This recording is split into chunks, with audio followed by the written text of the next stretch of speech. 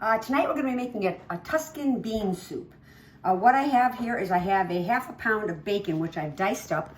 I'm going to put that into my pan, which has a tablespoon of avocado oil in it. I'm going to let that brown. What I did yesterday is I took a bag of white beans and I picked out all the, like they say, like the rock ones that are hard. I put them in a pan of water with extra 2 inches and let them sit for 8 to 12 hours. I just drained them, so those are waiting to go in the soup in a little while. So I'm going to let this get browned, and I'll be back in a second. Okay, the bacon is rendered. I took it out with a slotted spoon. I'm now going to add to this 1 onion, which I diced, 3 stalks of celery, which I diced, 4 carrots, which I peeled and diced. And we're going to put that in there, and we're going to let that cook for a few minutes. In this pot over here is the broth that I'm making to put into the soup. It's got 5 cups of chicken stock, 2 bay leaves, 2 sprigs of rosemary, and a little bit of crushed red pepper. If you don't like the crushed red pepper, you don't have to put it in. So I'm going to stir these for a few minutes. I'll be back in a second. Let that saute for about 5 minutes, and I'm going to put in 8 cloves of garlic, which I smashed and chopped up. This is going to cook for about a minute, and then we're going to add the rest of our ingredients. Be back in a minute. Now I'm going to add my beans to the pot. Give them a stir.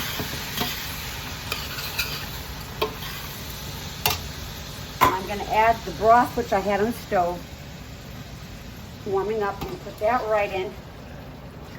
Cover everything up. I'm going to put about a tablespoon, about a teaspoon of salt, because the bacon had a lot of the salt in it. A teaspoon of salt and some pepper. I'm going to bring this to a boil.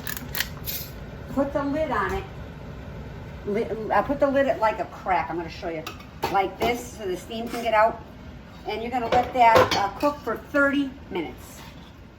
Okay, I'm now going to add my cheese rind, which is the rind from the Parmesan cheese.